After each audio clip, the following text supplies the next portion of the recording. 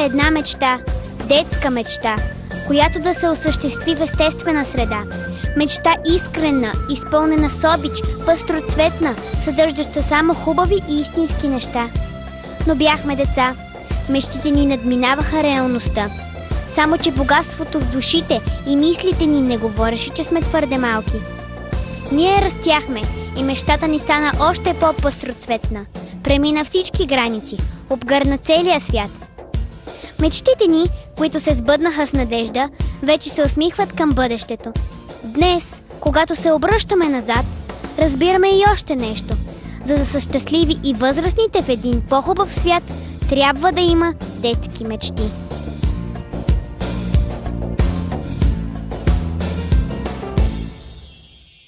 Юмит всеки месец раздава надежди.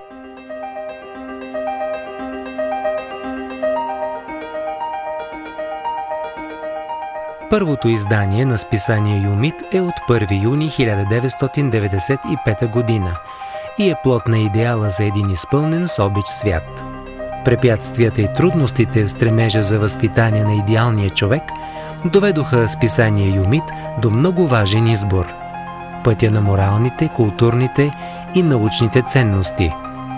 Със своята постоянност и неповторимост, то се превърна в едно от най-четените детски списания в България. Прецизно избраните теми, които отразяват много добре психиката на детето, спечелиха много читатели и сред родителите. Качественото издание на Юмит се превърна в съвместно четиво на деца и родители, ученици и учители. През годините списание Юмит се доказа пред българската аудитория, пред читателите в България, че може да задоволи потребностите и нуждите на широк кръг от хора. Както то се доказа и като семейно списание, така и привлече аудиторията на ученици, студенти, които с интерес очакват всеки един брой на това списание.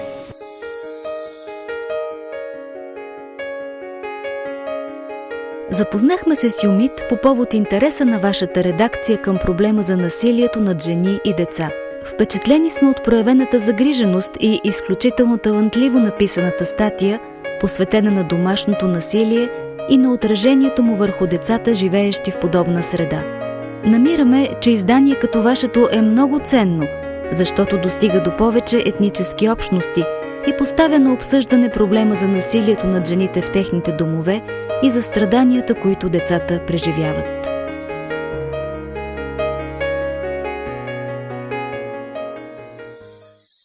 Юмит всеки месец раздава надежди. За успеха на Юмит важна роля несъмнено играе и издателският му колектив. Темите и статиите, идващи за Юмит от страната и чужбина, се избират прецизно. Всеки брой сякаш рисува бъдещето. Утрешният ден може да бъде открит на страниците на Юмит. С разнообразното си и качествено съдържание, Юмит обогатява читателите си и в интелектуален, и в духовен план. То спомага да бъде разбран по-добре правилният начин на живот. Запазва ценностите на обществото, в което живеем.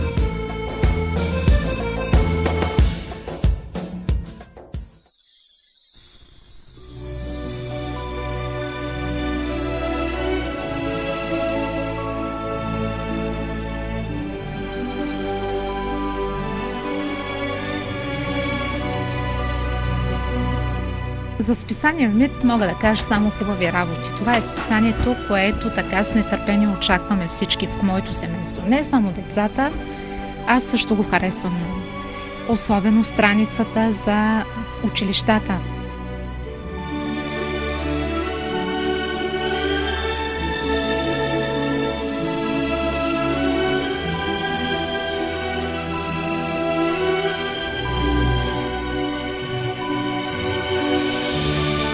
Страницата с рецептите също е много интересна. Курабиите, баниците, сладкишите, пудинките, всичко е много хубаво.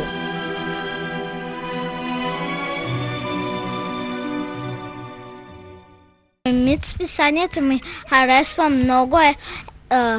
Тук задачи да свържа, тук с буквите, тук да свържа. тук ми харесват приказките. Те са много хубави и от поуката много неща разбирам, че да не се подигравам с децата, които имат проблеми, тук, които да се държа прилично и хубаво.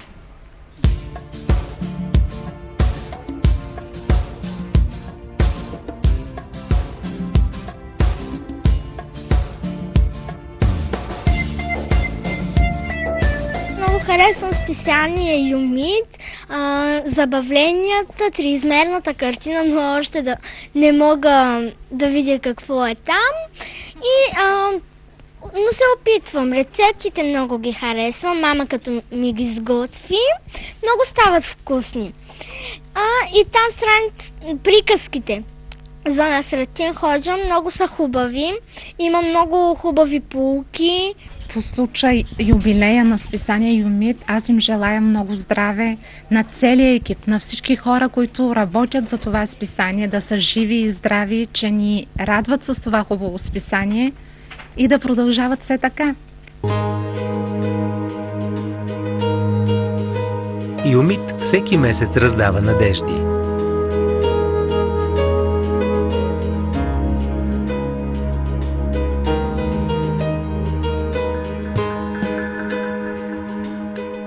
Днес с помощта на интернет Юмит има хиляди читатели не само в България, но и по всички краища на света. Читателите на Юмит знаят какво да очакват от своето списание. То успява да ги забавлява и докато ги забавлява, ги обогатява със знания. Всеки брой остава в сърцата им. Наред с внимателно подбраните разкази, стихотворения, илюстрации и приказки, списанието обогатява света на децата и с история, наука, хумор, репортажи, коментари, литература, гатанки и кръстословици. Представя училища. Има и раздел за майката. Списанието знам още от преди 10 години, може би, когато бях малка, дядо го получаваше. От тогава знам за него и от тогава чета статиите, които повече ме вълнуват. А те са статиите, свързани с природата, с животните най-вече, тъй като за бъдеще имам намерен да се занимавам с екология и опазване на околната среда.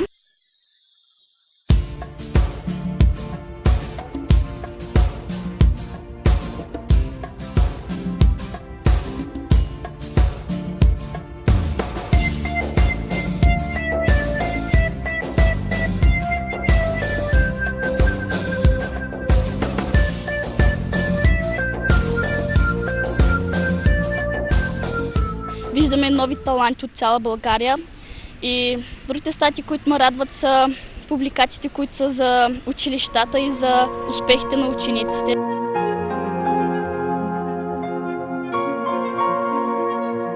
Всеки брой на списанието представя комикси за Насредин Ходжа и други герои и поучителни разкази.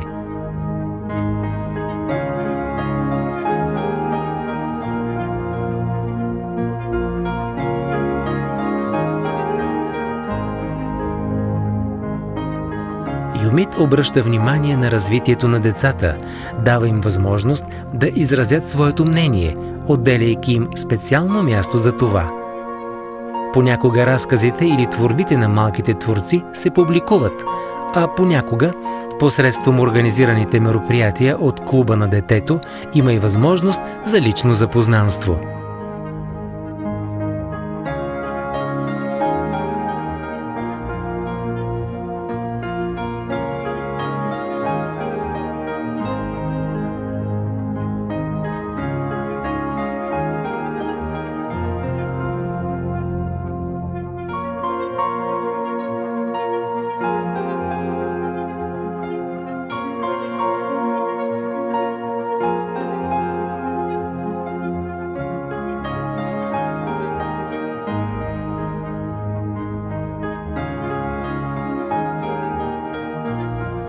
Страниците за младия художник са едни от най-харесваните и всеки месец се изпълват с прекрасни рисунки.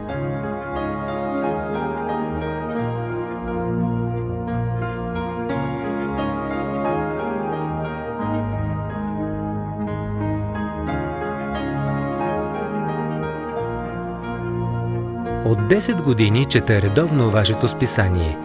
Убеждавам се, че то запълва една празна ниша в нашите медии, отнасяща се до детско-юношеските проблеми на културата и човешките взаимоотношения. Световният и нашият опит учат, че високите граждански добродетели се изграждат и затвърждават в детско-юношеска възраст.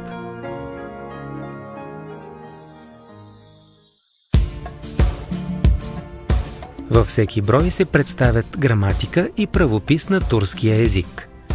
Читателите се наслаждават и обогатяват литературните си познания. Отново чрез Юмит те опознават и обикват избрани писатели и творби. Това е едно много добро списание, което подпомага нашата дейност в училище.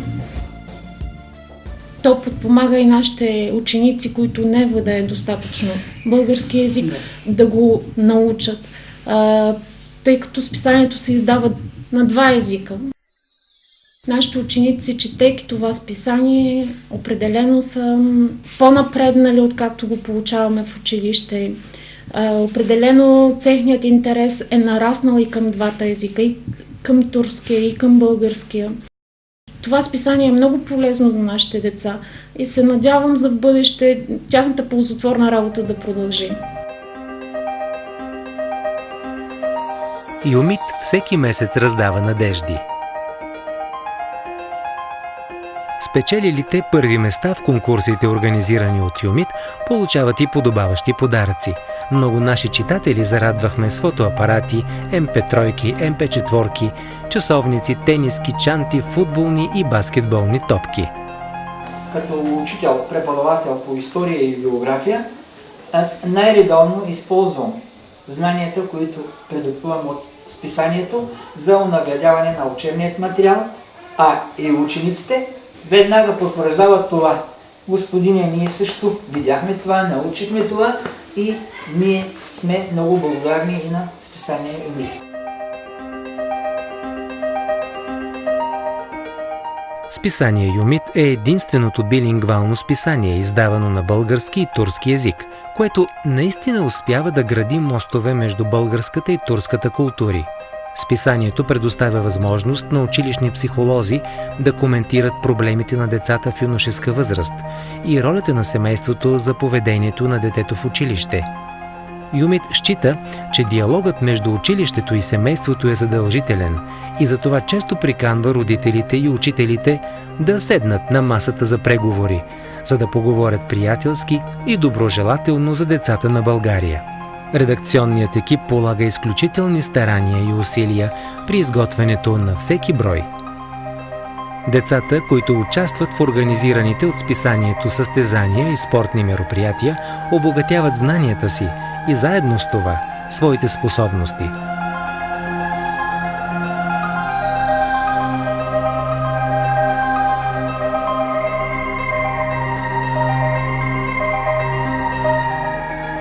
С задоволство искам да отбележа, че съвместните ни мероприятия с списание Юмит са безспорни. Ние на 2 пъти сме домакини. Веднъж на състезанието по хвърчила. Второто мероприятие, което проведохме с тях, това беше футбол на мини врати. Също като домакини се представихме много добре. С Юмит животът е весел. Този живот кани всяко дете да носи обичта в сърцето и душата си. Юмит продължава да обгръща с обич и да възпитава поколенията, защото Юмит знае, че ще порасне с обич и мечти.